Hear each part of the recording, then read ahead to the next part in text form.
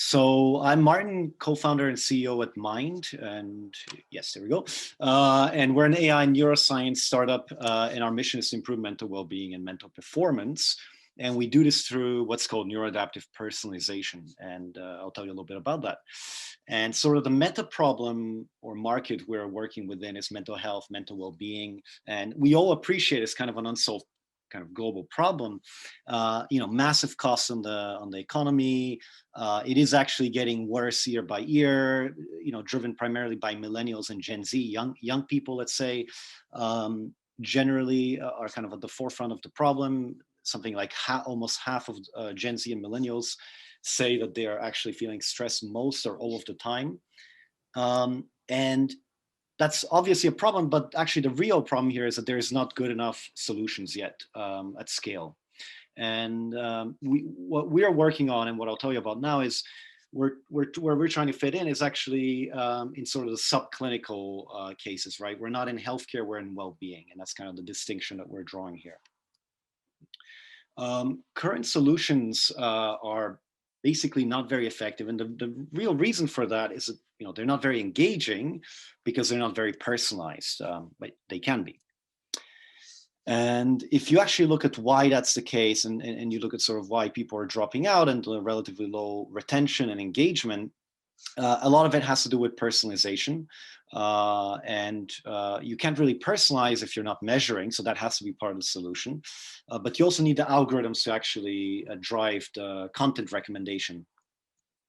And that's actually where we come in, and what we've built is a neuroadaptive voice AI platform. It's a middleware solution that I'll tell you about next. But what neuroadaptive means is that you are continuously measuring the mental state of the person. We're measuring stress and emotions and attention.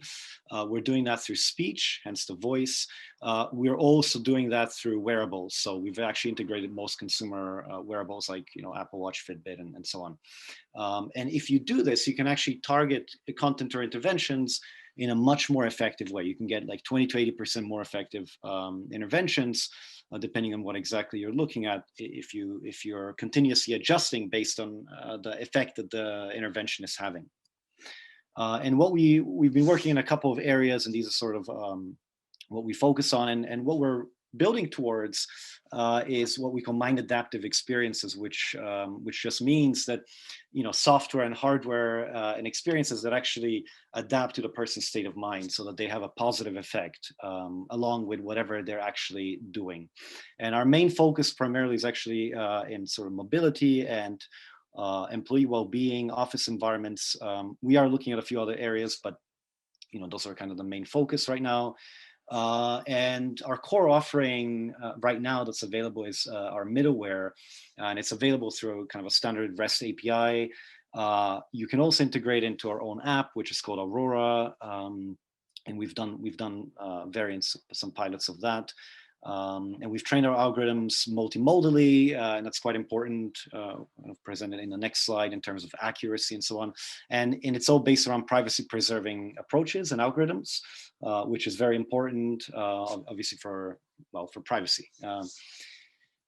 And in terms of the algorithms, we are actually hitting human or just above human level accuracy and predicting emotion from speech, especially after fine tuning to a use case or environment.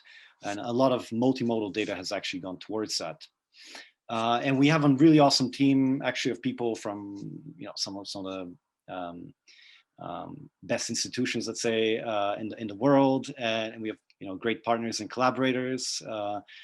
And two use cases that we are now exploring and trying to get off the ground in different stages of discussions and development that we would love to talk to you about, actually, if you're excited by them as well. One is, like I mentioned, we're focusing on mobility and the in-car experience. And these are some of the things we're looking at.